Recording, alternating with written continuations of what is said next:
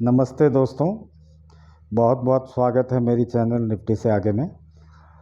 दोस्तों, आज रविवार 28 अप्रैल है और ये वीडियो खास मैंने उन लोगों के लिए बनाया है जो कि लंबे समय के लिए इन्वेस्टमेंट करने के इच्छुक हैं।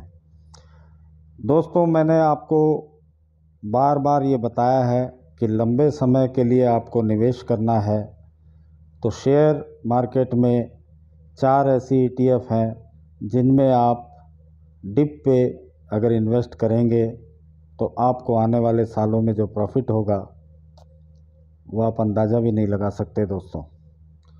तो दोस्तों, मुझे ऐसा लगता है कि मई और जून ये जो 2 महीने हैं, ये इन 2 महीनों में आपको एक अपॉर्चुनिटी मिलने वाली है कुछ ऐसा इन्वेस्टमेंट करने की। पहले तो दोस्तों मैं आपको रिवाइज़ कर देता हूँ कि जो 4 ETF के बारे में मैंने आपको बताया था, निफ्टी 20, बैंक 20, PSU बैंक 20 और MON 100 जो कि नैस्डैक इंडेक्स का ETF है इंडिया में। दोस्तों, ये 4 ETF जो है और एक निफ्टी नेक्स्ट 50 का भी एक ETF है, उसको भी आप कंसिडर कर सकते हैं। तो 5 ETF आप मान के चलिए। ये 5 ETF में दोस्तों इन्वेस्ट करने का सही समय काफ़ी नज़दीक है। तो जो बात मैं आपको बराबर बोलता रहा, पिछले वीडियो में मैंने आपको बताया था कि ऐसी एक अपॉर्चुनिटी 2024 में आपको शायद मई और जून के महीने में ही देखने को मिल जाए और जहाँ से कि आप फॉलिंग नाइफ बेसिस पे अच्छे से अच्छा इन्वेस्टमेंट आप कर सकते हैं। तो दोस्तों, एक चीज़ आप जान लीजिए, मार्केट जो है असल में उसमें कुछ छुपाया जा रहा है दोस्तों, छुपाया जा रहा है कुछ और दिखाया जा रहा है कुछ। मार्केट ने ऑल टाइम हाई अप्रैल में बनाया 22775 और अप्रैल की जो मंथली क्लोजिंग हुई उसमें मार्केट को ले जाया गया ऊपर की तरफ और 22,600 के आसपास के लेवल से मार्केट में जो है ज़बरदस्त सेलिंग आपको फ्राइडे को देखने को मिली। ऐसे ऐसे शेयर, ऐसी ऐसी कंपनियां जिन्होंने प्रॉफिट भी दिखाया, उनके शेयर की भी 5-5%, 6-6% पिटाई हुई। बैंकिंग सिस्टम एक बहुत बड़ा ग्रे एरिया बनकर निकलने वाला है दोस्तों, और पर्दे के पीछे जो खेल चल रहा है इसकी जानकारी मुझे ऐसा लगता है बड़े प्लेयर्स को है, छोटे प्लेयर्स को नहीं है। तो बड़े प्लेयर्स जो हैं कुछ बड़े गेम की तैयारी में दिखाई देते हैं मुझे। अगर आपने पोर्टफोलियो रख रखा है और आपको अच्छा प्रॉफिट है दोस्तों, तो मेरे ख्याल से ये सही वक्त है जल्दी से जल्दी आप एटलीस्ट अपना most of the profit book कर लें। अगर आप फिर भी कुछ शेयर रखना चाहते हैं वो आपकी मर्ज़ी है, लेकिन मैं आपको सजेस्ट करूंगा कि पोर्टफोलियो को खाली करके पैसे को लेके साइड पे रहें। मई जून में एक अच्छी बड़ी गिरावट आपको देखने को मिलेगी और इन्वेस्टमेंट करने का मौका भी ये 5 ETF में मिलेगा। अब दोस्तों, कहाँ तक निफ्टी जा सकता है और या फिर कहाँ से आपको इन्वेस्टमेंट की शुरुआत करनी चाहिए, ये वीडियो बनाने का मेरा ख़ास मकसद यही है दोस्तों। मई शुरू होगा और मुझे ऐसा लगता है पहले ही 10 दिन में जो है निफ्टी हो सकता है 1200-1300 पॉइंट की गिरावट आपको दिखा दे। यानी अगर हम अभी 22,500 मोटे मोटे लेवल के आसपास घूम रहे हैं तो हम 21,300, 21,200 ऐसे लेवल्स देख सकते हैं मई के महीने में ही, और शायद मई के पहले हाफ में भी ऐसा पॉसिबल हो सकता है। लेकिन दोस्तों मार्केट जो है वहाँ रुकेगा नहीं, और हर बार जो मार्केट जो है 21,900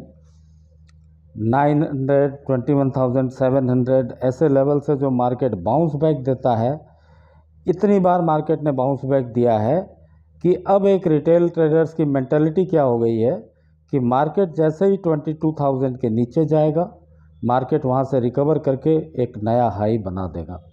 ये मेंटालिटी रिटेल ट्रेडर्स के दिमाग में बैठ चुकी है, और यही मेंटालिटी बड़े प्लेयर्स दोस्तों छोटे प्लेयर्स के दिमाग में बैठाते हैं, ताकि जब अगली बार मार्केट 22,000 को तोड़े तो वो अपनी कॉल को एवरेज करके या फ्यूचर्स को बाय करके ये सपने देखने लगें कि अब 23,000 आएगा। दोस्तों ये वीडियो बनाने का मकसद है कि आप इस जाल में कृपया न फंसें।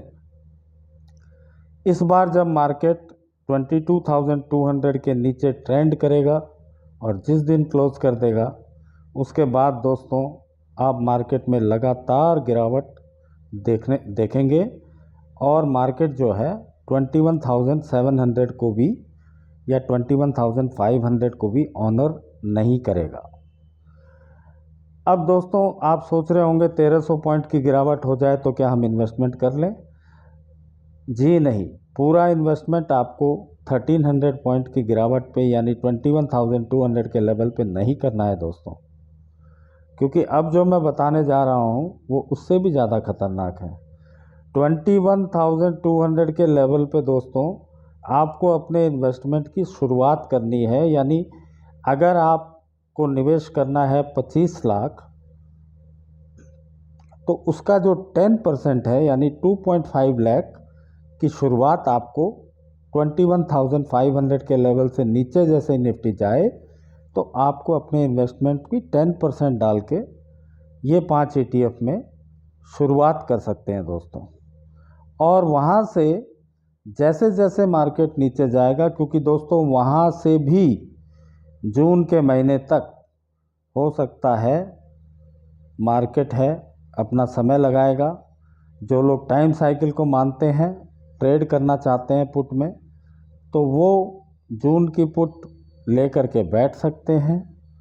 और मुझे मेरा अंदाज़ा ये कहता है कि उनको अच्छा खासा प्रॉफिट पुट साइड में भी होगा, और जब उस लेवल्स आने लगें तो आप उसी पैसे को भी आप इन्वेस्ट कर सकते हैं ETF के अंदर।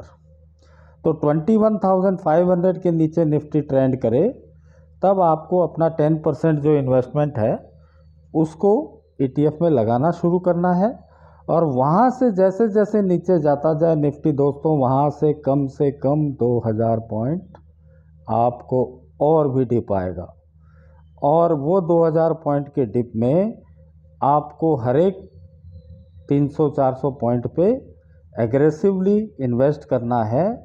और आप एक लेवल जान लीजिए जहाँ तक मुझे लगता है कि बाज़ार उतना डीप कट हो सकता है, वो है 18,000। अब दोस्तों आप कहेंगे कि कहाँ 22,500 और कहाँ 18,000। तो दोस्तों मार्केट जब गिरने लगता है, अगर आप नए ट्रेडर हैं, कोरोना के बाद में आपने ट्रेडिंग शुरू की है, तो आपने हरा ही हरा देखा है, तो शायद आपको वो एक्सपीरियंस नहीं है जब मार्केट एक एक दिन लोअर सर्किट लगाता है 20-20% का। दोस्तों ऐसे भी दौर इस मार्केट में हुए हैं। जो लोग पुराने से मार्केट में हैं उनको इस बात का पूरा अंदाज़ा है, जो नए हैं उनको अंदाज़ा हो जाएगा। क्योंकि दोस्तों अब की बार जब गिरावट आएगी तो कहीं पर भी भूल कर भी आप ये मत सोचिएगा कि market immediately recover V shaped recovery कर लेगा। ऐसा होने वाला नहीं है, बल्कि मार्केट फर्दर कट करेगा, फर्दर डीप कट करेगा, और आप फंसते चले जाओगे। अगर आपको निवेश करना है इन 5 ETF में, तो इससे बढ़िया मौका आपको नहीं मिलेगा जो आपको 2024 में मिलेगा। 2024 में आप जो इन्वेस्टमेंट करेंगे वो आपको 2035 तक एक ज़बरदस्त रिटर्न देता रहेगा हर साल। और आप उसको, अगर आप रिटायर्ड हैं तो आप उसको एज ए मंथली पेंशन भी यूज़ कर सकते हैं। क्योंकि दोस्तों ये पांचों जो ETF मैंने आपको बताए हैं ये काफ़ी लिक्विड हैं। आप 2 दिन के अंदर में जो है इनको एनकैश भी कर सकते हैं। तो कोई एनकैशमेंट भी इशू नहीं है, इन्वेस्टमेंट भी इशू नहीं है। लेकिन सही लेवल पे जाके आप इन्वेस्ट करोगे तो आपको ज़बरदस्त रिटर्न अगले 10 साल तक, 12 साल तक ये देते रहेंगे। और उसके उपरांत भी अगर आप उसमें इन्वेस्टेड रहना चाहते हो, यानी अगर आप यंग हो, आप और भी लंबा उसमें इन्वेस्ट करना चाहते हो, तो आप बने रहो। जब तक आपको पैसे की ज़रूरत नहीं हो तब तक आप इस पैसे को ना निकालें, चलते रहने दीजिए दोस्तों। हम एक बियर मार्केट में एंटर कर जाएंगे, 22,200 के नीचे ट्रेंड करने लग जाएंगे तो धीरे धीरे दोस्तों सरकते सरकते हम एक बियर मार्केट में चले जाएंगे। हमने बहुत लंबा 2020 से लेकर के आज 2024 में हम चल रहे हैं, हमने काफ़ी अच्छा 3-3.5 साल का बुल मार्केट देखा है दोस्तों। तो 6 महीने या साल भर या 1.5 साल का बियर मार्केट भी दोस्तों इस मार्केट में ड्यू हो गया है। और ये मार्केट में अगर बुल मार्केट की साइकिल चलती है तो दोस्तों बियर मार्केट की साइकिल भी उसी तरह चलती है, इस बात को ना भूलें। तो दोस्तों मई और जून के महीने में अपने इन्वेस्टमेंट के लिए तैयार रहें। Nifty 20, bank 20, PSU bank 20, MON 100 और निफ्टी नेक्स्ट 50 ETF, ये पांचों ETF में आप अपने प्रोपोर्शनेटली पैसे को लगाते जाएं। छोटी पूंजी है छोटी पूंजी लगाएं, बड़ी पूंजी है बड़ी पूंजी लगाएं। जैसी जिसकी श्रद्धा है, जैसा आपके पास डिस्पोजेबल इनकम है, उस हिसाब से आप इसमें लगाते जाएं। और दोस्तों आपको जो रिटर्न मिलेंगे, आप 2030 में, 2035 में मेरा वीडियो फिर से खोल के देखिएगा। आप मुझे याद करिएगा कि इस शख्स ने जो बात बताई थी वो बात हमारे लिए कितनी फ़ायदेमंद हुई। दोस्तों 50 तरह के शेयर में माथा लगाएंगे, आपको ये पता नहीं है कि उस कंपनी का विज़न क्या है, उसकी अर्निंग पर शेयर क्या है, उसकी PE क्या है ना, प्राइस टू बुक रेशियो क्या है, कितनी ग्रोथ वो कर सकती है, कितना स्कोप है। आप उसका एनुअल रिपोर्ट पढ़ते नहीं हैं। तो आप ऐसे शेयर में इन्वेस्ट करके आप, ज़रूरी थोड़ी है कि आप कमा लेंगे, हो सकता है वो आपका शेयर डूब जाए। वो आपको एक टेंशन मन में सताती रहेगी। और फिर दूसरी बात है कि जब आप शेयर में इन्वेस्ट करोगे तो आपको लगेगा अब किस लेवल पे मैं इसको बेच दूं, कहाँ प्रॉफिट बुक करूं, अभी करूं ना और थोड़ा रुक जाऊं। इसी चक्कर में, इसी लालच में दोस्तों मार्केट में ज़्यादातर लोग मार खाते हैं शेयर्स में। लेकिन ETF के साथ दोस्तों ब्यूटी ये है कि आप जब तक इसे एनकैश नहीं करेंगे ये बढ़ती चली जाएगी। इस बात का आप ध्यान रखिए। कोई भी मेजर मेल्ट डाउन अगर 3 साल से आज, अभी जो मेल्ट डाउन आएगा उसके बाद में कोई भी मेजर मेल्ट डाउन अगर मुझे दिखाई देगा कभी, तो मैं आपके लिए ज़रूर वीडियो बनाऊंगा।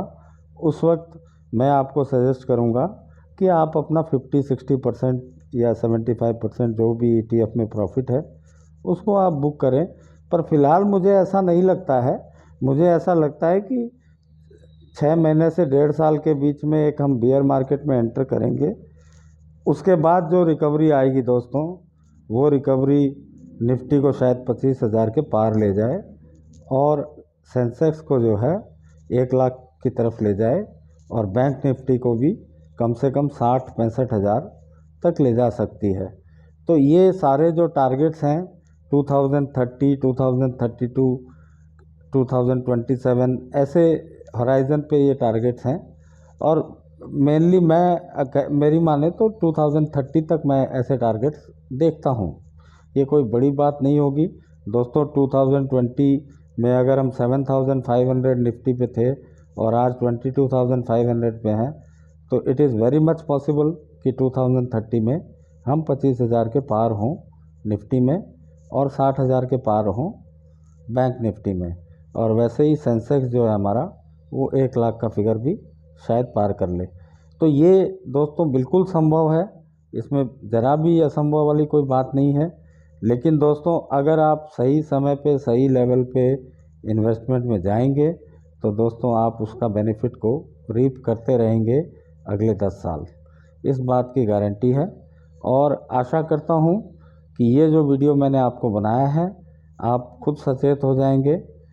जिस शेयर्स में आपको सब्सटेंशियल प्रॉफिट है आप अपना पोर्टफोलियो को हल्का कर लीजिए। कोई शेयर ऐसे हैं कि जो बहुत लंबे समय से चल नहीं रहे हैं, तो दोस्तों अब वो ज़्यादा चलेंगे भी नहीं, बल्कि उनकी पिटाई भी इन शेयर्स के साथ हो सकती है। तो आप सोच समझ के अपना डिसीजन लें। ओवरऑल अगर अच्छा प्रॉफिट है तो उसको बुक कर लेने में भलाई है, और साइड में बैठ के इंतज़ार करिए दोस्तों। 2 महीना कोई बहुत लंबा वक्त नहीं होता है। 2 महीने के अंदर में आपको एक अच्छी बड़ी अपॉर्चुनिटी इन्वेस्टमेंट की मिलेगी, तगड़ी वाली। और उसमें अगर आप इन्वेस्ट कर दोगे दोस्तों तो बस आप उसी को चाहे मंथली पेंशन यूज़ करो और चाहे अपनी प्रॉपर्टी को बढ़ते हुए देखो अगले 10 साल। एक डिकेड दोस्तों आपका होगा, उससे पहले हो सकता है 1 साल या 1.5 साल बियर मार्केट चले। उससे घबराने की ज़रूरत नहीं है दोस्तों। बियर मार्केट को पूरी तरह से आप इन्वेस्टमेंट की अपॉर्चुनिटी मान के चलिए। जितना नीचे जाता जाए उतना इन्वेस्टमेंट करिए दोस्तों, क्योंकि मार्केट जहाँ भी जाए 3 से 4 साल के अंदर में एक नया ATH बनाएगा ही बनाएगा। इतिहास इसका गवाह है। और जब से निफ्टी चली है तब से ये दौर हमने देखे हैं कि मार्केट में जितना भी बड़ा मेल्टडाउन आया हो, 2 से 3 साल के अंदर में नया ऑल टाइम हाई भी मार्केट ने बनाया है दोस्तों। इसका कारण मेरे ख्याल से ज़्यादातर लोग आप जानते होंगे कि जो परफॉर्मिंग शेयर्स हैं उन्हीं को इन ETF के से जुड़े हुए इंडिसेस में रखा जाता है, और जो नॉन परफॉर्मिंग शेयर्स होते हैं उनको इससे निकाल दिया जाता है। तो ऑब्वियस सी बात है दोस्तों कि जितना भी बड़ा मेल्टडाउन आए उसके बाद में उतनी ही बड़ी तेज़ी आपको देखने को मिल जाएगी। और किसी पर्टिकुलर शेयर में दिमाग लगा के टेंशन करके उसका एनुअल स्टेटमेंट देखने की ज़रूरत नहीं है, कुछ देखने की ज़रूरत नहीं है। तो आप इत्मीनान से जो है ये ETF में पैसा लगाइए। 10 से 12% आपको ये रिटर्न आराम से देंगे अगले 10 साल तक। आपको इस बारे में कुछ भी नहीं सोचना है। कोई भी SIP करेंगे म्यूचुअल फंड में दोस्तों, तो आपको म्यूचुअल फंड मैनेजर के ऊपर भरोसा करना पड़ेगा। अगर उसके डिसीजन में कहीं कोई गलती होगी तो भी आपको नुकसान होने की गुंजाइश रहेगी। लेकिन ये ऐसी चीज़ें हैं, ये 5 ETF जो कि पूरी तरह से इंडाइसेस के ऊपर हैं, और इंडाइसेस जो है वो नया हाई बनाएगी बनाएगी दोस्तों, चाहे जितना भी मेल्टडाउन क्यों ना हो जाए। पर एक अच्छा बड़ा मेल्टडाउन जो है मई जून में दिखाई दे रहा है मुझे। आप में से जो ट्रेडर हैं, जो टाइम को मानते हैं, वो लोग जो हैं जून की पुट ले कर के फ़ायदा कर सकते हैं। जो लोग प्राइस को मानते हैं वो इस चक्कर में ना पड़े, क्योंकि दोस्तों जब आप प्राइस के बेसिस पे पुट लेते हो तो फिर आपको लगता है कि भाई ये फटाक से गिर जाएगा और मैं फटाक से पैसे कमा लूँगा। तो फटाक से गिरना और फटाक से पैसे कमा लेना वो चीज़ शायद ना हो, लेकिन जब होगी तो सारा खेल जो है वो 15-20 दिन में हो जाएगा। लेकिन टाइम को अगर आप मानते हैं तो जून की पुट ले करके आप चुपचाप बैठ जाइए। उससे भी जो प्रॉफिट हो आराम से उसको ETF में इन्वेस्ट कर दीजिए दोस्तों। आपका वो पैसा बढ़ता चला जाएगा दोस्तों। आशा करता हूँ दोस्तों ये मेरा संडे का वीडियो जो है आपको एक कम्प्लीटली नया पर्सपेक्टिव देगा और एक तैयारी करने के लिए भी आपको तैयार करेगा आने वाले दिन में जो मेल्टडाउन आएगा। दोस्तों मैं आपको एक हिंट दे देता हूँ। अमेरिका में, ये शनिवार की खबर है, अमेरिका में रिपब्लिकन बैंक जो है वो कंगाल हो गया, बंद हो गया है, और दूसरे किसी बैंक को उसकी जिम्मेदारी दी गई है उसका पूरा ऑपरेशंस को टेकअप करने के लिए। दोस्तों ये केवल शुरुआत है।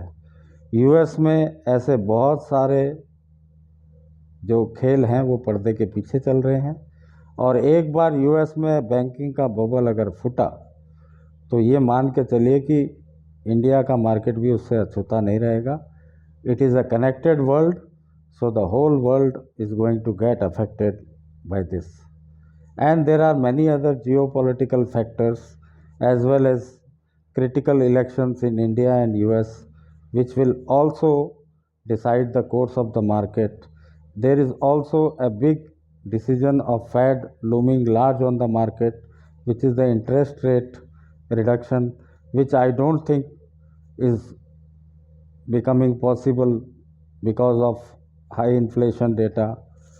सो ऐसी स्थिति में फेड भी नहीं है कि वो रेट को कम कर सके, और रेट कम नहीं होने की वजह से दोस्तों बैंकिंग सेक्टर के ऊपर आज नहीं तो कल एक ज़बरदस्त प्रेशर बनेगा, और उसके बाद कुछ और बैंकों की कहानी आपके सामने यूएस में आ जाएगी, और उनसे कनेक्टेड जितने भी वर्ल्ड वाइड बैंक होंगे या नहीं भी कनेक्टेड होंगे तो वर्ल्ड वाइड बैंकिंग सिस्टम में ट्रेमर्स तो महसूस होंगे। दोस्तों एक बड़ा अर्थक्वेक जब आता है तो उसके एपिसेंटर में ही सिर्फ असर नहीं होता, उसके आसपास 500-500 किलोमीटर दूर की जो शहर होते हैं वहाँ पर भी झटके महसूस किए जाते हैं। इसी बात को ध्यान रखिएगा। ऐसा फाइनेंशियल सेक्टर में एक ट्रेमर आने की मुझे संभावना लगती है। उसके साथ जियोपॉलिटिकल, पॉलिटिकल और ऐसी कुछ उथल पुथल भी उसको और ज़्यादा ट्रेमर को बढ़ाएगी। इस बात का ध्यान रखिएगा दोस्तों। आशा करता हूँ दोस्तों मेरे वीडियो से आपको मदद मिलती होगी और आप एक अपना डिसीज़न ले पाएंगे। तो बिल्कुल इसको तैयारी आप रखिए और एक डिकेड बाद में आप मुझे याद करिएगा दोस्तों कि हाँ मैंने आपको कुछ अच्छी सलाह दी थी। दोस्तों अंत में डिस्क्लेमर, ये कोई बाय एंड सेल कॉल नहीं है। मैं आपको कोई ETF ख़रीदने की सलाह नहीं दे रहा। ये सिर्फ एजुकेशनल पर्पज़ के लिए जो मुझे दिखता है मैंने आपके साथ साझा किया है। आप चाहें तो कर सकते हैं, नहीं चाहें तो नहीं कर सकते हैं। आप अपने फाइनेंशियल एडवाइज़र की सलाह ज़रूर करें। मैं कोई सेबी रजिस्टर्ड फाइनेंशियल एडवाइज़र नहीं हूँ, तो मेरी बात को आप उतना ही यकीन करें जितना आप एक एजुकेशनल पर्पज़ से कर सकते हैं। बाकी डिसीज़न आप अपना लें, होमवर्क अपना करें। लेकिन दोस्तों जो मुझे दिख रहा है मैंने आपको बताया, इसका फ़ायदा नुकसान का सारा हिसाब किताब करके आप जो है इसमें इन्वेस्ट कर सकते हैं। धन्यवाद दोस्तों। आशा करता हूँ आने वाले दिनों में आपका जो ट्रेडिंग का एक्सपीरियंस हो वो बहुत अच्छा हो और आप खूब पैसे कमाएं दोस्तों। धन्यवाद दोस्तों।